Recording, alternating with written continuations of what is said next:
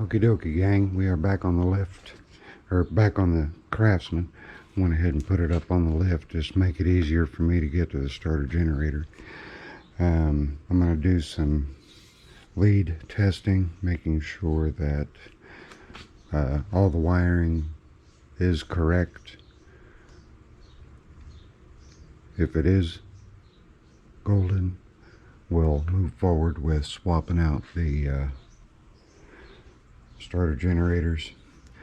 If the wiring is not correct, we will correct it. And I just noticed here I have a wire going to the headlights that the insulation is off of, that one right there. So I'll find out if at the ground it's not a problem. But anyway, I'm going to trace the wiring, make sure all of our wiring is correct. And if it is, then we're going to pop this starter generator off.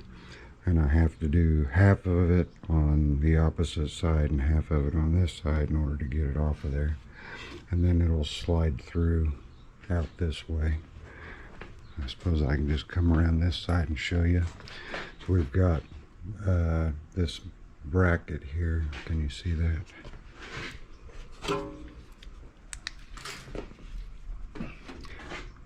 We've got, ouch, that muffler's hot. We've got the gas tank bracket here that is holding the hydro drive belt bracket. So it can't come this way unless I take a bunch of stuff off. That's what has to come off, go in the opposite direction. But no better time than the present than to get started on it, right?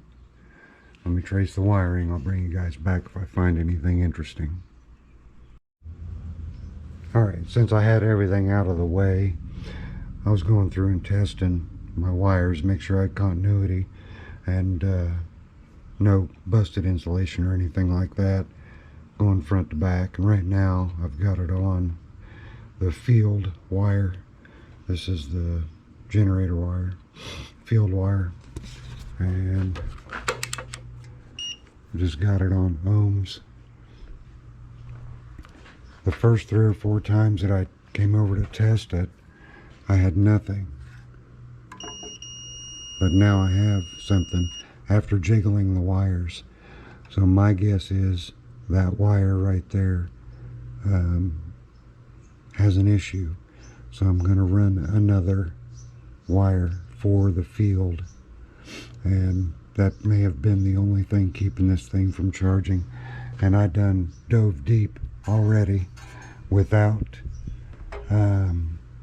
doing a front to back continuity test. That's my fault, just making more work for myself than what's needed. But we'll take the battery, which is the black one, oddly, and the battery is back on this post. Give me just a second. I'm gonna clip.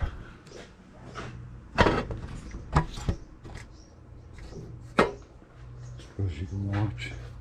I'm just gonna go ahead and clip here.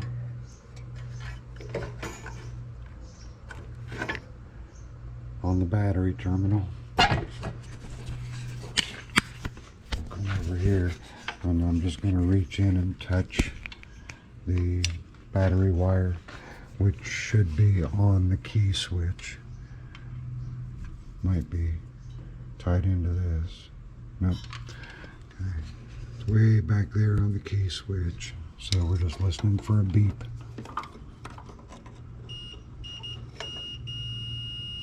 So we're good there. And then we'll come back and we'll do the gen wire right here, the green one. And that is on the bottom side of the regulator, right there.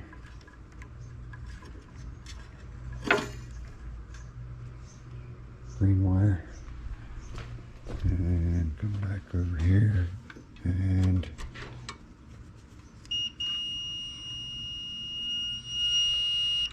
so we're good. And my resistance is goofy on this one as well. So I'm going to leave this one there. I'm just going to tuck it up underneath the dash a little bit, pull this cover off, and just run another wire over to come back to the field terminal on that regulator. I know that that's a good regulator there, and I know that this is a good regulator, and I tried both of them before I took anything apart. But like I said, I should have made sure that I was getting good continuity and my ohms were ohming out the way they should. The longer the wire, the more resistance you have, but for all practical intents and purposes, these can be pretty much as long as they need to be. It's just going to take longer to charge the battery up, the longer the wires are. So let me get this wire rerun.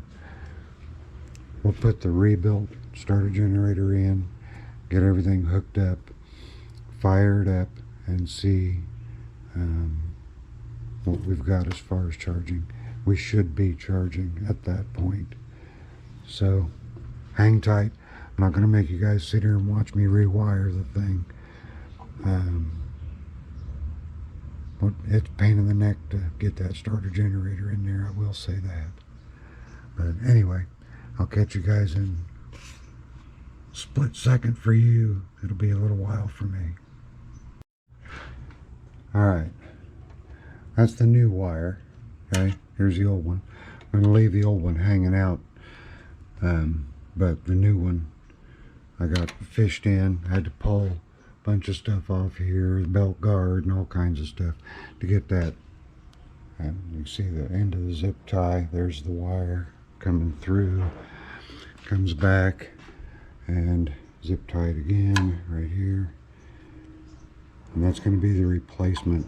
Like I say, this one's just going to hang out and just stay there in case somebody wants to, just so that it's there. It's the original. I'm just going to leave it in there. But we'll put this on the field part of the regulator. Now it's time to go ahead and throw the starter generator in.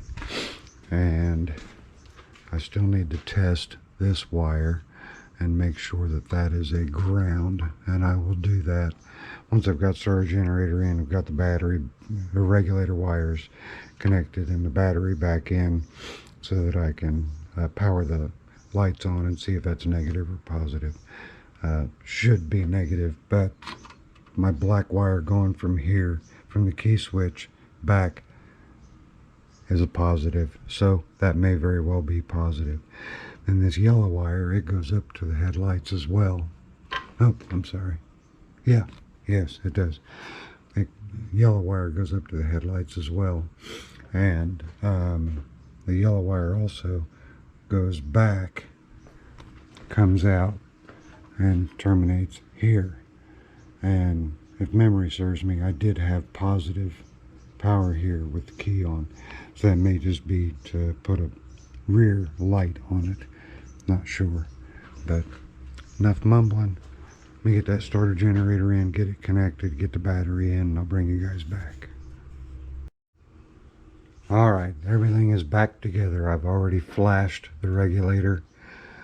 The only thing I have not put on yet is the belt guard, because I want to be sure I've got the starter generator belt tight enough. And I've not covered that yet. Let me just move that out of the way so it's sure to not ground anything out. In fact, give me just a second. I'm going to test that and see if we have any.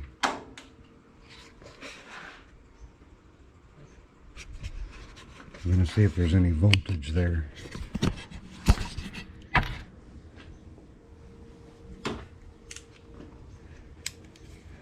DC, we run this back to the, well,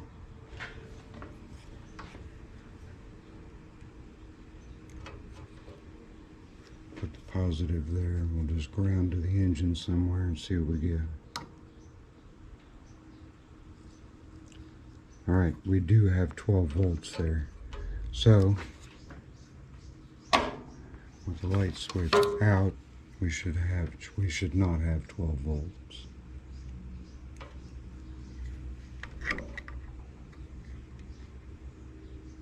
We do not. Let me turn the lights on again.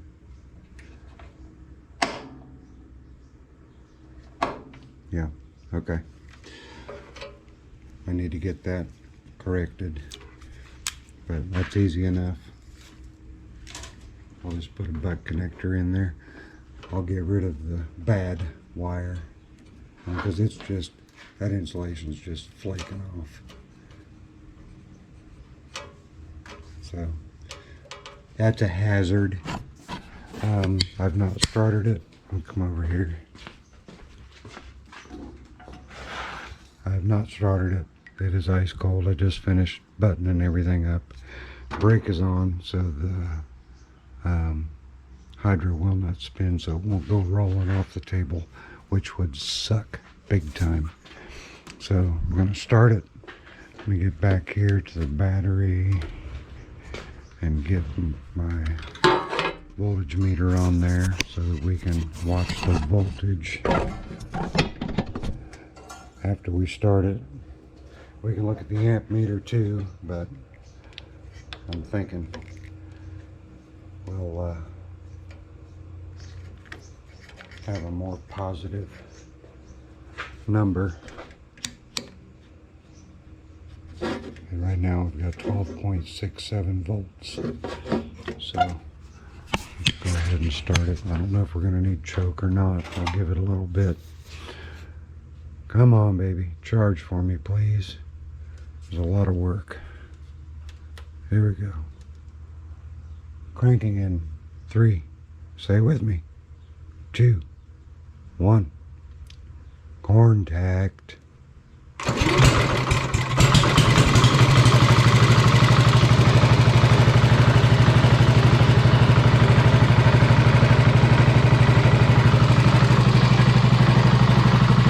We are definitely charging.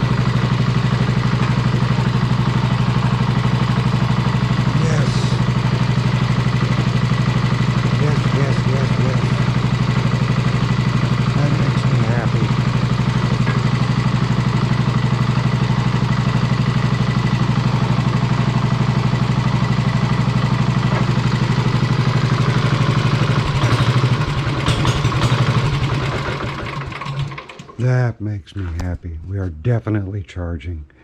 Yee-haw. So that was worth the effort. You know, you guys know me. I'm kind of obsessive compulsive when it comes to stuff like that. And unless I'm intentionally selling a parts machine designated as parts, something like this, which is not parts, which is a collectible, last thing in the world I want to do is for there to be anything at all wrong with it. So, yee-haw, we are charging. That makes Zippo really happy. Means all that effort and energy was not ill spent. This still tested good, but it is a little sluggish on the takedown. After I spin it up, spins up great. I come over here to the field. It's slow to break, so I'll just put a piece of masking painter's tape on there, write myself a note so that I know what's going on with that. But it is still a good starter generator. I honestly think my entire problem was that single red wire right here that I've just got tucked up underneath everything. I think it was just that wire that was giving me issues. So running that new wire through right there, I think took care of the majority of our of what was ailing the little Craftsman.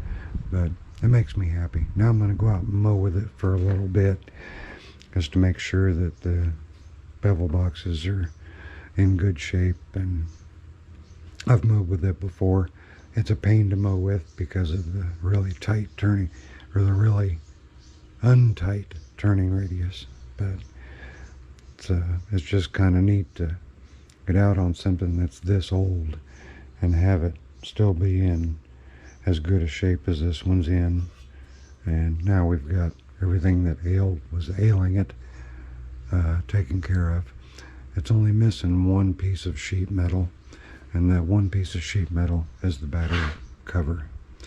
There would have been a box that sat on top of the battery, and this does not have it, but that's okay. There is enough there. I need to bend that lead up.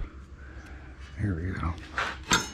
There's enough there somebody can make a battery box for it, or find a gear shift style of this same vintage and at a junkyard or something like that, and grab the battery box cover off of that.